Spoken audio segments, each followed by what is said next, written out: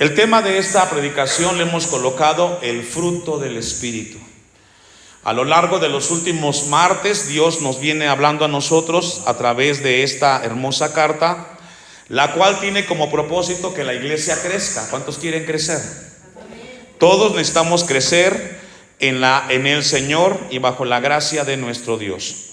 El apóstol Pablo, vamos a hacer rápidamente una recapitulación acerca de lo que Dios viene hablando en esta carta y cuál es la finalidad que nosotros tengamos presente este mensaje de los frutos del Espíritu. Dice el versículo 18, ahí mismo de Gálatas 5: pero si sois guiados por el Espíritu, no estáis bajo la ley. El apóstol Pablo le dice a través de esta carta a los Gálatas la importancia de ser guiados por el Espíritu. Se ha malinterpretado en los últimos años qué es ser guiados por el Espíritu de Dios. Algunos piensan que es hablar en lenguas, otros caerse, levantarse, otros vomitar, etc. Pero eso no es ser guiados por el Espíritu de Dios. Eso es solamente cuestiones emocionales. Ser guiados por el Espíritu de Dios, escuche esto, es vivir en la voluntad y siendo obedientes a la palabra de Dios. Eso es todo. No tenemos que hacer nada místico, no tenemos que reír, no tenemos que caernos. No es necesario hablar en lenguas, aunque es una bendición hablar en lenguas, pero no es la importancia. Dice la palabra de Dios entonces, versículo 19, después de resaltar la importancia del Espíritu de Dios o de ser guiados por el Espíritu de Dios, dice: y manifiestas son las obras de la carne, es decir, son evidentes. Y aquí la carne hace referencia a la naturaleza humana con la cual nacemos. Todos nosotros nacemos con una naturaleza inclinada hacia el mal. Repito esto que muchas veces lo he dicho: ¿por qué no existen universidades para mentir, para robar, para matar?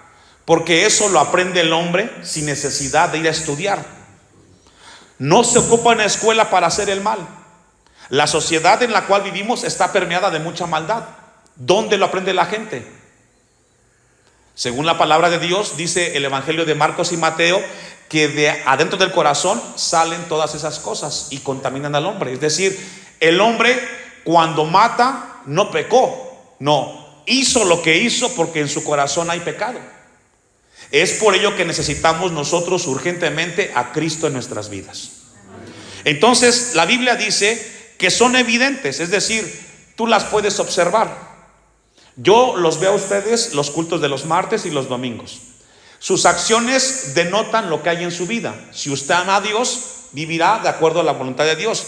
Si usted vive de acuerdo a los impulsos de su naturaleza caída, entonces será un cristiano carnal. Y dice entonces la lista: manifiestas son las obras de la carne, que son adulterio, es decir, alguien que está en adulterio está siendo manifiesta su obra de la carne. Fornicación, ¿qué es la fornicación o cuál es la diferencia entre el adulterio y la fornicación? Adulterio es sexo fuera del matrimonio, fornicación antes del matrimonio, es decir, antes de casarse. Inmundicia, laxivia, idolatría, hechicerías, estas ya las vimos en la predicación pasada. Enemistades, pleitos, celos, contiendas, disensiones, herejías, envidias, homicidios, borracheras, orgías y cosas semejantes. Es decir, no termina la lista. Y dice la Biblia, acerca de las cuales que os amonesto. Es decir, Dios amonesta a la iglesia para que aquellos que están viviendo o incurriendo en este tipo de actos dejen de hacerlo, porque eso no glorifica a Dios. Los celos, las contiendas, las borracheras, eso no alaba a Dios. Al contrario, la gente se burla de aquellos cristianos que se dicen cristianos y lo están haciendo. De lo cual les dice: los amonesto, como ya os lo he dicho antes. Esto está en el capítulo 5, versículo 1, que los que, ¿qué, hermanos? Ayúdenme a leer ahí. Los que practican tales cosas, ¿qué? Eso es sencillo. Alguien que está incurriendo en esto corre el riesgo de no ir al cielo. Todo lo contrario, al infierno. ¿Por qué? Porque sus actos denotan de que Dios no está ahí. Después de que el apóstol Pablo exhorta y Dios nos exhorta a nosotros en cuanto a este tema de lo lamentable y triste que es practicar las obras de la carne, entonces habla de la importancia de lo que es el fruto del Espíritu, y son 9 características. En contraste a las obras de la carne está el fruto del Espíritu, y esto nos habla que una persona que manifieste esto en su vida está demostrando que es salvo. Y esto es bien importante. Esta tarde venimos de una visita de una casa y hablamos acerca del tema, acerca de la evidencia del cristiano. No somos cristianos por pertenecer a una iglesia, ni tampoco por nacer en un hogar cristiano. Somos cristianos hasta que venimos y le entregamos nuestra vida a Cristo. Es por ello que los padres que tienen hijos cristianos y han nacido sus hijos en un seno cristiano deben de orar para que sus hijos tengan un encuentro con Cristo. Porque es más fácil que los que tenemos aquí se vayan al infierno que los que están allá afuera. Porque el que está allá afuera sabe que está mal y lo sabe, pero el que está aquí piensa que está bien y nunca le ha entregado su vida a Cristo. Urgentemente siempre yo invito a los padres, oren por sus hijos para que le entreguen su vida a Cristo. La conducta espiritual de andar en el Espíritu es bien importante, y aquí habla de un fruto, habla de algo que tiene que verse constantemente en nosotros. Juan 15:8, vamos a ver solamente una cita para ver lo que Dios quiere hablarnos acerca del fruto del Espíritu. Evangelio de Juan, capítulo 15, versículo 18. Perdón, 15:8, atrás, el 8, hermanos. En esto es glorificado mi Padre, es decir, en esto es honrado Dios. ¿Cómo? Dice, en que llevéis ¿qué? Y frutos son acciones. Es decir, el mundo va a glorificar a Dios cuando vea que los cristianos damos fruto. ¿Qué significa? Lo que Dios me enseña, lo que yo aprendo de Dios, lo pongo en práctica. ¿Sabe quién es el que deshonra lamentablemente más a Dios? Son los cristianos. Somos los cristianos. Dice el texto, y seáis ¿qué? Así mis discípulos. Esto es bien importante. Entonces vayamos al texto una vez más del fruto del Espíritu. Entonces dice la Biblia que el fruto del Espíritu, y vamos a ver, hace 8 días vimos el inicio, y el primero es el amor. Y aquí amor es el amor ágape, el amor desinteresado, el amor de Dios. Una característica de un cristiano que ha nacido de nuevo es de que el amor de Dios está en su vida. Primero a los Corintios, rápidamente, capítulo 13, versículo 13. Vamos a ver lo que el apóstol Pablo habla a los Corintios y hace mención acerca de lo importante que es el amor. Aquí el amor es amor ágape, amor de Dios. Y dice al final de todo lo que se habla del amor, y ahora permanece, ¿qué, hermanos? La fe, la esperanza y ¿qué más? Es decir, al final de la vida cristiana, al final de todas las cosas, lo que va a prevalecer es el amor. Por eso un rasgo distintivo de un cristiano salvo es que en su vida hay amor. Por encima de lo que los demás digan, el amor de Dios prevalece y se refleja en sus vidas. Segundo fruto del Espíritu, porque esto ya lo vimos, solamente estoy repasando. El segundo es el gozo. El gozo. Esto no es un sentimiento de alegría, no. Esto es de que los cristianos sabemos que el gozo nace de Dios y que nada externo nos puede robar la tranquilidad y la paz que hemos recibido en Cristo Jesús y a través del mensaje del Evangelio. Vamos a buscar unas citas. Juan 16, versículo 20. Evangelio de Juan, capítulo 16, versículo 20. De cierto os digo que vosotros lloraréis y lamentaréis, el mundo se alegrará. Aquí habla cuando Cristo será crucificado. Es un hecho triste, Jesús dice: de cierto os digo que vosotros, sus seguidores, lloraréis y lamentaréis, el mundo se alegrará, pero aunque vosotros estéis tristes, vuestra tristeza, ¿qué, hermanos? Y aquí entra lo que dice Romanos 8:28. Los que aman a Dios, ¿qué? Es decir, todo aquello que vivimos, aun aquello que nos duele, Dios lo aprovecha, Dios lo trabaja para que su nombre sea exaltado y aprendamos nosotros algo de parte de Dios. Ahora, esto no quiere decir que vamos a buscar hacer las cosas mal. No, procuremos hacer la voluntad de Dios para que no suframos. Pero si llegábamos a equivocarnos, Dios dice: pero los que aman a Dios, todas las cosas ayudan para bien. Jesús dice: vuestra tristeza se convertirá, ¿qué? En gozo, porque al final Dios enjugará toda lágrima.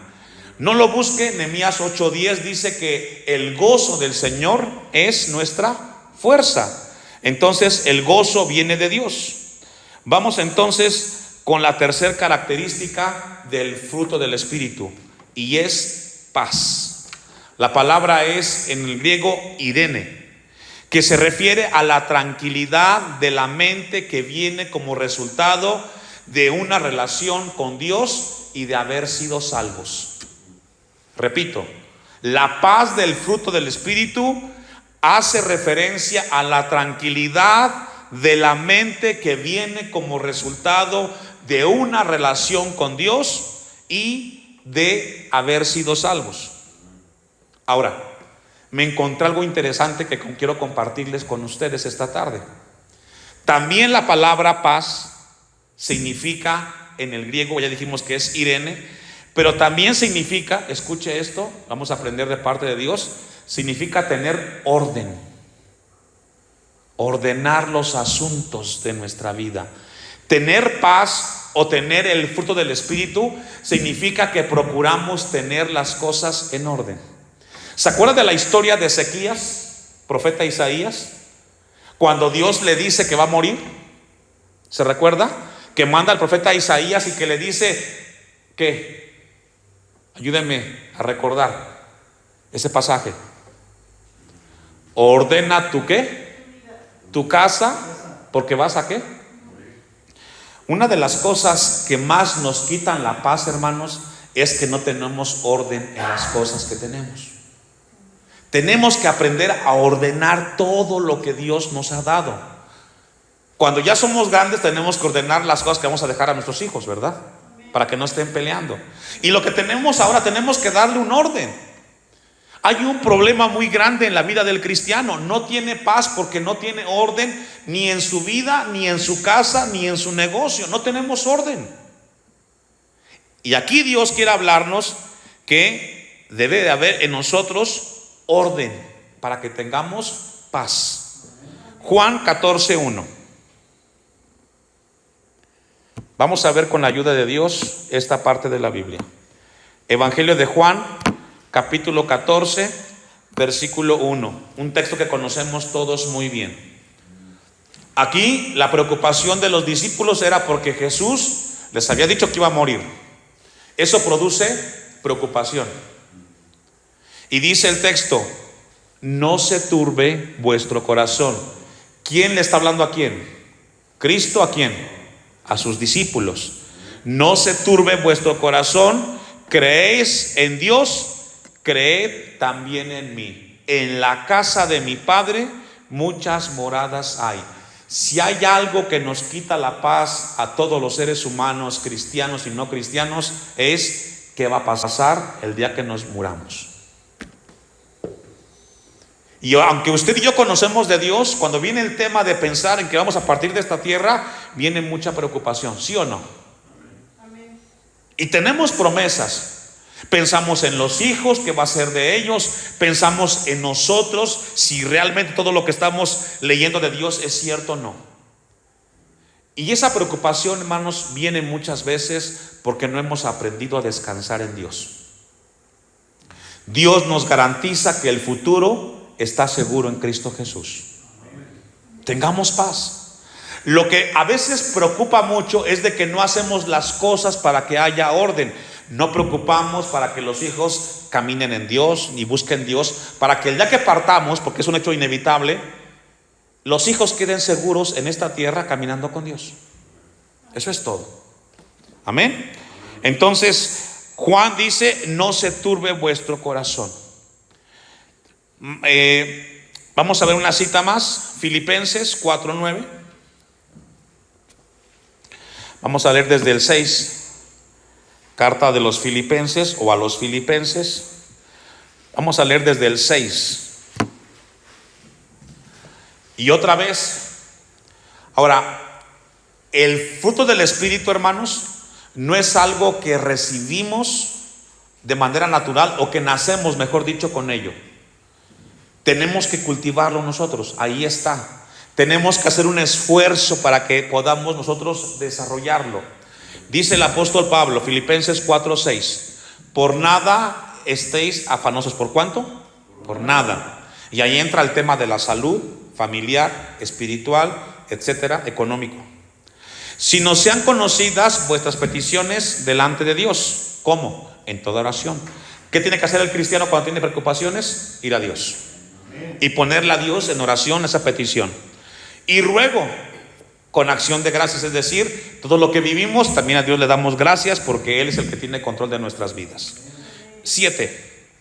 Después de que hacemos esto, viene un resultado. Versículo 7. Y la paz de Dios, fíjese, no la del mundo, la paz que habla Gálatas 5:22. Y la paz de Dios que sobrepasa todo entendimiento. ¿Por qué pasa eso? Porque aunque el mundo se esté cayendo, Dios nos da tranquilidad y nos da la certeza de que todo está en orden. Eso es bueno saberlo. Y la paz de Dios que sobrepasa todo entendimiento en Cristo Jesús. Dice: guardará vuestros corazones, es decir, nos cuidará y nos dará tranquilidad. Versículo 9. Lo que aprendisteis y recibisteis y oísteis y visteis en mí, ¿qué tenemos que hacer? Y esto es lo que nos falta hacer, hermano. Todo lo que escuchamos de las predicaciones, todo lo que hemos leído de la Biblia, aquí en su casa o donde sea, todo lo que hemos aprendido y hemos recibido y hemos visto de Dios en su palabra, tenemos un deber, y es ponerlo en práctica. Ahí está el problema de muchos cristianos. Solo se quedan en ver, en recibir, pero no hacen. Y dice Pablo: esto haced. Y cuando tú lo hagas, hay un resultado. ¿Cuál es? ¿Y el Dios de qué? De paz, ¿qué? Estará con vosotros. A veces nos ahogamos en un vaso de agua y no tenemos paz, y no dormimos, y no descansamos, porque no hemos hecho lo que Dios nos pide. Lo que sabes, lo que aprendes, lo que lees, hazlo, hagámoslo, hermanos. Y entonces habrá una bendición. El Dios de paz guardará nuestros corazones. Ahora, con esto que hemos leído, ¿cuántos queremos tener esa paz de fruto del Espíritu? Porque todos tenemos que anhelarlo por el bien nuestro. Amén. Siguiente rasgo del fruto del Espíritu. Ya vimos la paz. Vamos a ver paciencia, macrotumia en el griego, y que significa tolerancia y longanimidad frente a las ofensas y las heridas infligidas por otros. Y fíjese que si pudiéramos aplicar esto en nuestras vidas, habría menos conflictos en los hogares, entre parejas, entre yernos, entre nueras y vecinos. Porque regularmente cuando alguien nos dice algo, ¿qué hacemos? Contestamos, respondemos. La carne se enoja, la carne se molesta y dice: así como me dijiste, te voy a tratar. Pero tenemos que ir más allá, usted y yo como cristianos. Tenemos que ir en lo que Dios nos enseña. Ahora, esto mismo lo aprendemos de Dios. Salmo 86, versículo 15. El mismo carácter de Dios que nos enseña en su palabra, tenemos que aplicarlo en nuestras vidas. Vamos a leer un versículo que nos habla del carácter de Dios, es decir, lo que Dios es. ¿Ya lo tiene? Mas tu Señor, Dios misericordioso y clemente. ¿Cómo es Dios? Misericordioso y clemente. ¿Y qué es? Lento para la ira y grande en misericordia. Y ahí tenemos que aprender usted y yo, hermanos. ¿Ser qué?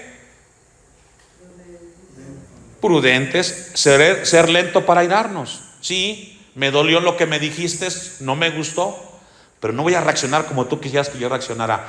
Voy a hacerlo como un hijo de Dios, con dominio propio. Si esto pudiéramos llevarlo a cabo en nuestras vidas, hermanos, insisto, evitaríamos muchos problemas familiares. Pero no somos así. Reaccionamos muy rápidamente. Entonces, la paciencia nos habla de longanimidad, de tolerancia hacia o en contra de las ofensas que nos hacen los demás. También significa macrotumia, disposición serena para aceptar las situaciones irritantes y dolorosas. Es que no puedo superarlo, pastor. Usted no sabe cuánto me dolió.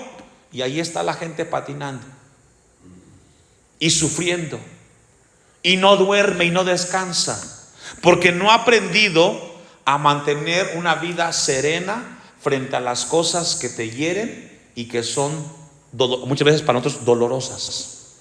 Por ejemplo, cuando alguien fallece, cuando llegaste a perder el trabajo, cuando se te descompuso tu auto, etcétera.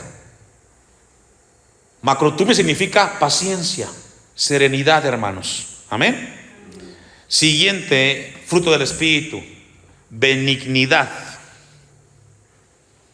Y la palabra es krestotes en el griego. Y nos habla a nosotros acerca de convicción genuina de tratar a los demás con benevolencia. Benignidad significa convicción genuina de tratar a los demás con benevolencia. ¿Cómo es eso, pastor? Se lo voy a explicar con la ayuda de Dios. Mateo 19, 13 y 14. Evangelio de Mateo, capítulo 19, versículos 13 y 14. Entonces le fueron presentados unos niños para que pusiésemos las manos sobre ellos y orase. ¿Y los discípulos qué hicieron? Los niños representan la parte más tierna, ¿cierto o no?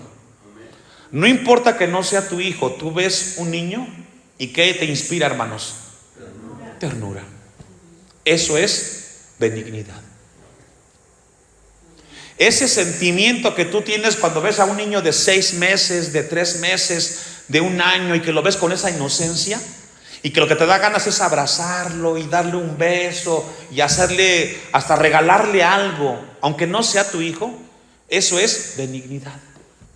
Y así quiere Dios que actuemos con los semejantes, con ese mismo corazón. Pero regularmente no somos así, ¿cierto o no? Nos cuesta ser benignos. Dice el versículo 14, pero Jesús, es decir, aquí hubo una reacción. Los discípulos dijeron no, pero Jesús dice: dejad los niños, venid a mí y no se lo impidáis, porque de los tales es el reino de los cielos. Es decir, no alejes eso de tu vida, al contrario, acéptalo.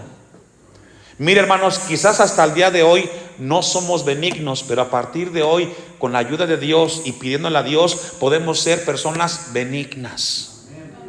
Y tenga siempre presente esa acción que sentimos cuando tenemos a una criatura de esa etapa en nuestras vidas. Amén. Vamos a avanzar. Benignidad. Y luego viene bondad, agatos en el griego.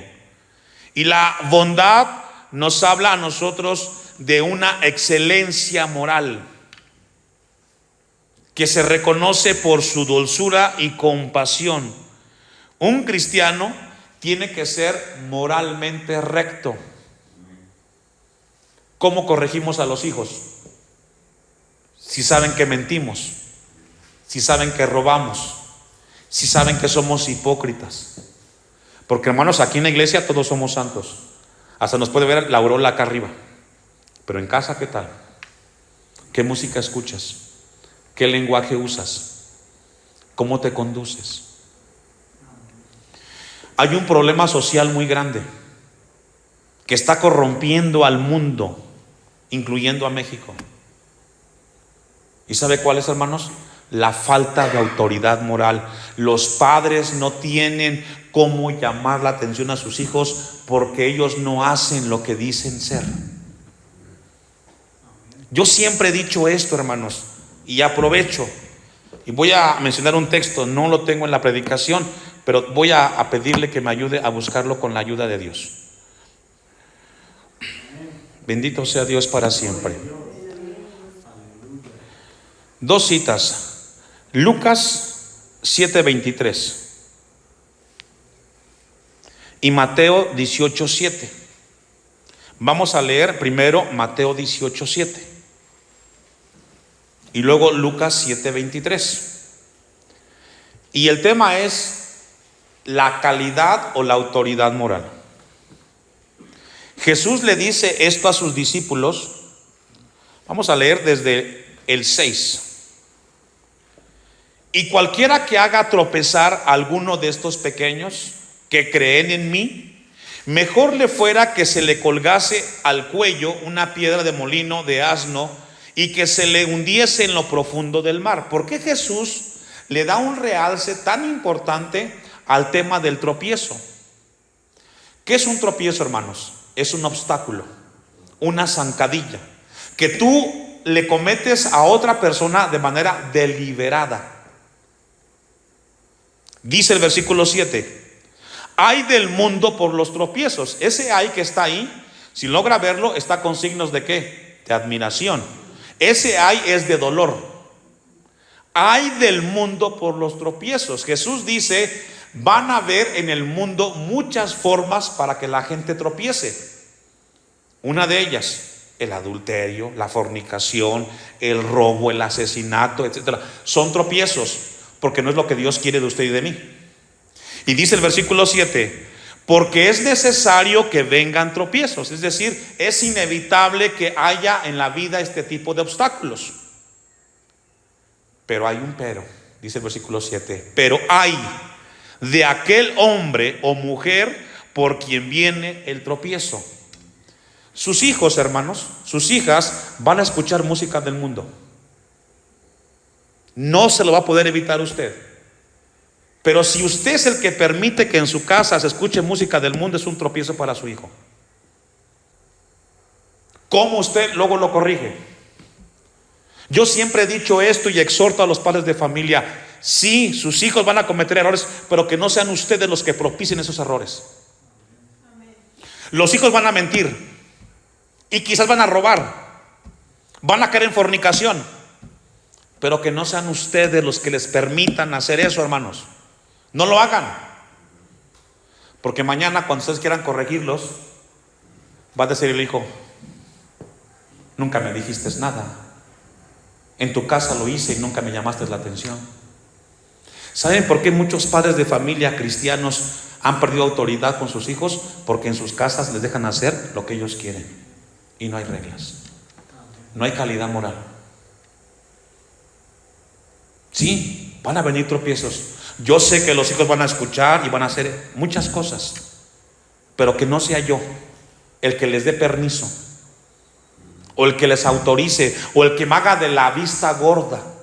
Porque, hermanos, los papás lo sabemos. Los papás sabemos cómo están los hijos, de qué pie cojean, lo sabemos. Pero a veces mejor queremos hacernos de la vista gorda. ¿Sabe que hace un tiempo me impactó una historia de un hermano? Era la medianoche y él me contó esto muy triste. Y me decía: ¿qué cree que llegué a la casa y antes de salir a las 10 de la noche dejé a mis hijos durmiendo y tuve que hacer un trabajo? Y cuando regresé eran como las 12 de la mañana, 12 de la medianoche, perdón, casi la 1 de la mañana. Y me llama un hermano y me dice: hermano, ¿y su hija? Y le dije yo, está en mi casa. ¿Seguro? Sí, le dije, está en mi casa. Yo le pido que la busque. Va este hermano, revisa el cuarto de la hija y ¿qué cree? No estaba. El hermano se moría, porque hasta le puso barrotes a la ventana, porque tenía barrotes. ¿Sabe qué hizo la hija? Cortó los barrotes. Salía en la noche y cuando regresaba los colocaba. Él me decía, es que yo la verdad no sé qué hacer. ¿Sabe quién sabía? La mamá. Hermanos, esa historia se repite mucho. Necesitamos calidad moral nosotros los papás para poder llamar la atención, y no importa cuántos años tenga el hijo. Yo he visto ancianos de 80 años que cuando hablan, los hijos guardan silencio. No ocupan de darles un cinturonazo, se requiere autoridad moral. Y eso es lo que habla la Biblia cuando estamos estudiando la Biblia, y se llama bondad. Por último, fe. La palabra es pistis, fidelidad en las promesas de Dios.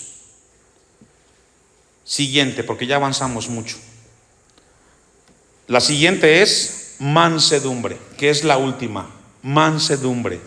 La palabra es prautes en el griego y significa amabilidad. ¿Qué significa, hermanos? Hoy nos hace falta esa parte, amable. Ves a alguien en dificultad y tienes que ser amable. Antes de que lo juzgues, ora por él. Pídele a Dios por él. No sabemos qué batallas está viviendo el hermano. Tenemos que orar por él. Yo los veo aquí en la tarde, hermanos. Yo los veo aquí y los saludo y me dan un buen saludo. Pero seguro estoy que cada uno está viviendo un problema, una dificultad, una batalla, una lucha. Y tenemos que orar los unos por los hombres, por los otros, perdón. Y eso es mansedumbre. Vamos a ver solamente un texto. Santiago capítulo 1, versículo 21. Y ya vamos a ir concluyendo. Santiago 1, 21. ¿Ya lo tiene? Esto también es bien práctico, lo que Santiago nos dice, que vamos a leer con la ayuda de Dios. Por lo cual, ¿a quién está hablando aquí, hermanos? A los cristianos. Estoy en Santiago 1, 21. ¿Ya lo tiene? Por lo cual, repito, ¿a quién le está hablando? A nosotros, cristianos. Por lo cual, desechando, ¿quién tiene que hacer esto? ¿Dios o nosotros?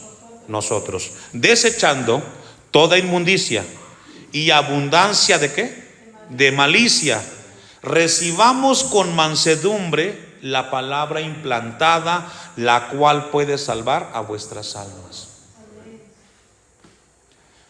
A veces no recibimos el mensaje de Dios porque somos bien maliciosos. Es que el pastor quiere que hagamos lo que Dios dice. Y viene la malicia y cuestiona. Pero si fuéramos mansos, diríamos lo siguiente: Dios me está hablando. Dios quiere que cambie. Esa palabra es para mí. Dios quiere trabajar en mi vida y quiero ponerlo por obra. ¿Sabe que si pensáramos así, hermanos, creceríamos en el Señor, maduraríamos? La gente no pone en práctica la palabra porque son muy maliciosos. Están pensando en el que está predicando, ¿y por qué lo está diciendo? ¿Y qué tiene contra mí? ¿Por qué lo dijo? No, yo con usted no tengo nada personal, hermanos. Si algo le llega al corazón, es que Dios le está hablando. Eso es todo. Porque al final yo lo único que hago es predicar la palabra, y cada quien recibe lo que quiere. Y Santiago dice entonces, la cual, cuando hacemos ese ejercicio de recibir con mansedumbre la palabra, hay una reacción o hay un resultado. ¿Cuál es? La cual puede ¿qué? Claro. ¿Por qué? Porque al escuchar el consejo de Dios, ya Dios te habló, tú corregiste y Dios te salvó de un problema. Eso es todo. La cual nos puede salvar ¿de qué? De meternos en tantos problemas porque no le hacemos caso al consejo de Dios. Si escucháramos con mansedumbre la palabra, hermanos, nos meteríamos en menos problemas y Dios nos salvaría. Pero no sucede eso porque no somos mansos en recibir la palabra. Aunque tengamos mucho tiempo de cristianos, siempre hay cosas nuevas que tenemos que aprender de Dios. Ahí está la palabra de Dios, hermanos. Que Dios nos ayude.